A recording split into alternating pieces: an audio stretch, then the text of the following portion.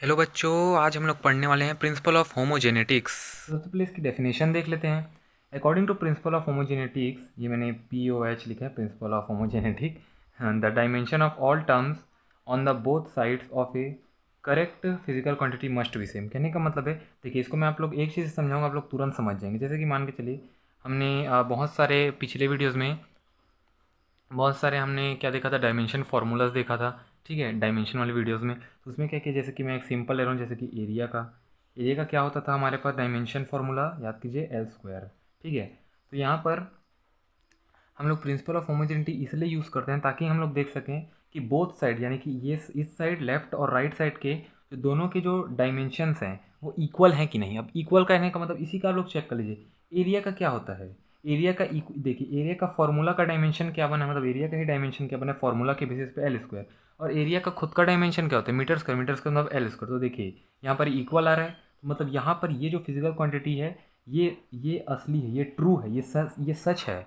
ठीक है, अगर मान के चलिए L² की जगह L3 आता ना तो ये गलत है, यानी कि ये जो एरिया इज इक्वल टू जो L² निकला ना, ये गलत है। ये समझ रहे, इसीलिए हम लोग प्रिंसिपल ऑफ होमोजेनिक्स को यूज़ करते हैं। तो कोई भी पीछे प्रिंसिपल ऑफ होमोजेनिटी क्या होता है, सिंपल बोल दीजिए उसको, कि ताकि हम लोग किसी भी फिजिकल क्वांटिटी के बोथ साइड के डायमेंशंस के करेक्टनेस को चेक करने के लिए प्रिंसिपल ऑफ होमोजेनिटी यूज़ करते हैं। ठीक है, अब देखते हैं नीड, इससे हम क्या क्या पता चल सकता है। ठीक है, नीड्स में to check correctness of physical quantity, यहीं पर था कि हम लोग फिजिकल क्वांटिटी के करेक्टनेस को चेक कर सकें कि करेक्ट है कि नहीं। To establish a relationship between different physical quantity, हम लोग अलग अलग डिफरेंट फिजिकल क्वांटिटीज़ के बीच रिलेशन बना सकें। ठीक है, उसके बाद है ये पता है, जो नीड्स है ना ज़्यादा नहीं पूछती है, तो मैं आपको नॉर्मली बता रहा हूँ, एक नॉर्मली जानकारी के लिए।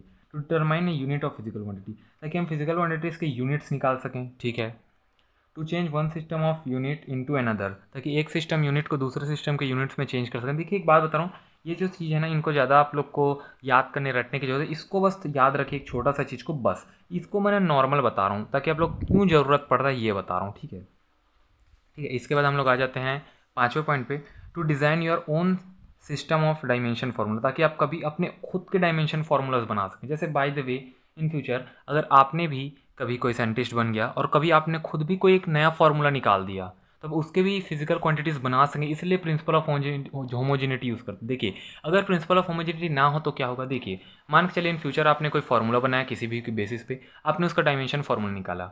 ठीक है, निकाल लिया, लेकिन उसके बाद लेकिन वो सही नहीं होगा। क्यों सही नहीं होगा, क्योंकि दोनों हो सकते हैं आप बनाएं तो आप दोनों तरफ के डायमेंशंस इक्वल ना आ सकें आपके साथ। ठीक है, इसलिए प्रिंसिपल ऑफ होमोजेनिटी इंपॉर्टेंट है। ठीक है, तो इसके लिए हम एक एग्जांपल देखते हैं। जैसे कि ये फार्मूला सबको याद होगा, हाँ जी, कुछ याद आया, S is equal to UT plus half AT², क्या है, इक्वेशन ऑफ मोशन है, ये सेकंड इक्वेशन ऑफ मोशन। ठीक है, तो इसका हम लोग इसमें चेक करेंगे कि ये एक सही, एक करेक्ट इक्वेशन है कि नहीं है। कैसे चेक करेंगे, चलिए दोनों तरफ के हम लोग क्या निकालेंगे, डायमेंशन निकालेंगे और चेक, अगर दोनों के डायमेंशन सेम आ गए तो कर लेंगे। यहाँ पर मैंने लिख भी दिया, S क्या है, डिस्टेंस यानी कि लेंथ, U क्या है, इनिशियल वेलोसिटी का क्या होता है, LT-1, एक्सेलरेशन LT-2। ठीक है, टाइम का T, और 1/2 है, ये कांस्टेंट है तो इसे लिखने की ज़रूरत नहीं है। ठीक है, तो सबसे पहले हम यहाँ पर लिखते हैं S is equal to UT plus half में AT²। ओके, इसका क्या होता है, लेंथ होता है, तो नॉर्मली लेंथ लिख देंगे सीधा। अभी देखिए कैसे मज़ेदार तरीके से पूरा पूरा प्रूफ होगा। ठीक है, U का क्या होता है, इनिशियल का LT-1, ओके, इनटू में क्या है, टाइम का T।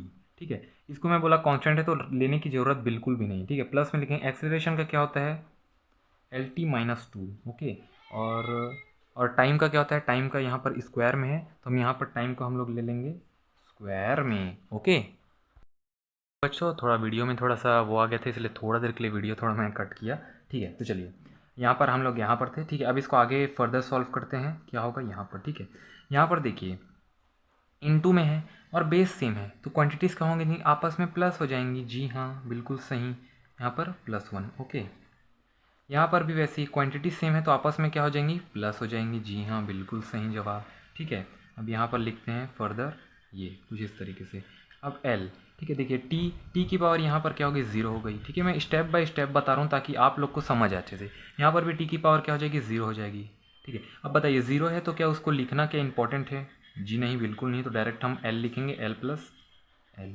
अब आप लोग कहेंगे ये क्या हुआ, यहाँ पर तो एक एल है, यहाँ डबल एल है, तो रुको जरा, इसको देखिए, इसको हम लोग आपस में प्लस करेंगे तो ये क्या हो जाएगा, L is equal to 2l होगा, ना कि एल स्क्वायर होगा। कई लोग यही सोचते हैं। देखिए अब देखिए कांस्टेंट है तो कांस्टेंट की वैल्यू ना, मैं आपको पहले ही बताया था, कांस्टेंट है तो कांस्टेंट को देखने की, कांस्टेंट को हमें नहीं देखना है, ठीक है। तो हम लोग डायरेक्ट इसका फाइनल एक आंसर निकालेंगे, एल तो एल।